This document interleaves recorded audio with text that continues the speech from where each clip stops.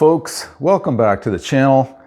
Today I'm going to get into something that I don't normally get into, and that's electronics repair.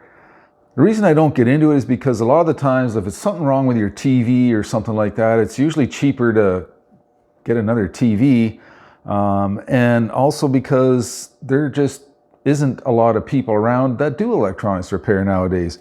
But I've got this scale here, digital scale by Homedics, and it has a little bit of a problem in that it's just constantly flashing erroneous garbage on the screen. You go to stand on it, and every time the battery's low, it just flashes low battery, but then it doesn't go off for about 5 minutes, which if the battery's low, you'd think it would save power and shut the display off right away. You stand on it and it'll beep and it'll flash and it wants you to input all this stuff and everything else. And like all I want to do is weigh myself on it, really. That's the only thing I want it for. So today I'm going to show you how we can fix that.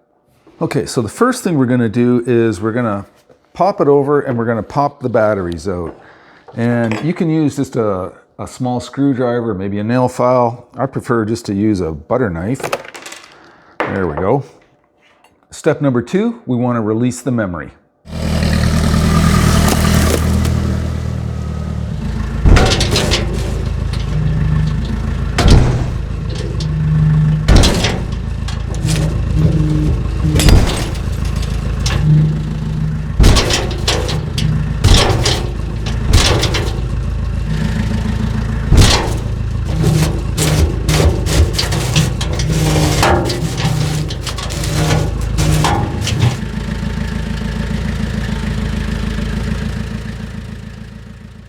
And last but not least, we're going to take out the trash.